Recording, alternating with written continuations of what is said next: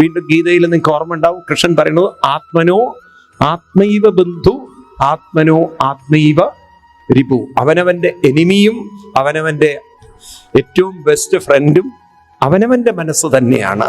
ഇതൊക്കെ നമുക്ക് വ്യക്തമായി കഴിഞ്ഞു കഴിഞ്ഞാൽ പിന്നെ നിങ്ങൾക്ക് ഒരു കൺഫ്യൂഷൻ ഇല്ല, കാര്യം ക്ലിയർ ആണ്.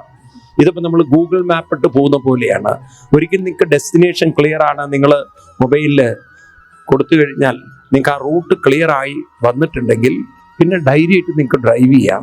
ആ ഡെസ്റ്റിനേഷനിൽ നിങ്ങൾ എത്തുന്ന പോലെ നമ്മുടെ ജീവിതത്തിലും ഒരു മാപ്പ് സെറ്റ് ചെയ്ത് പോയാൽ ഇതാണ് നല്ല അനുഭവങ്ങൾ വരാനുള്ള ഒരു വഴി, മാർഗം. ഇതാണ് എൻ്റെ ജീവിതത്തിൽ ഞാൻ അനുഷ്ഠിക്കേണ്ട മാർഗം. ഇതിനെയാണ് പറയുക. ഇപ്പോൾ നമ്മൾ ഗൂഗിൾ മാപ്പ് മൊബൈലിലാണെങ്കിൽ ഇവിടെയുള്ളൊരു മാപ്പാണ്, നമ്മുടെ ഋഷിവര്യന്മാർ തന്നിരിക്കുന്ന മാപ്പാണ്.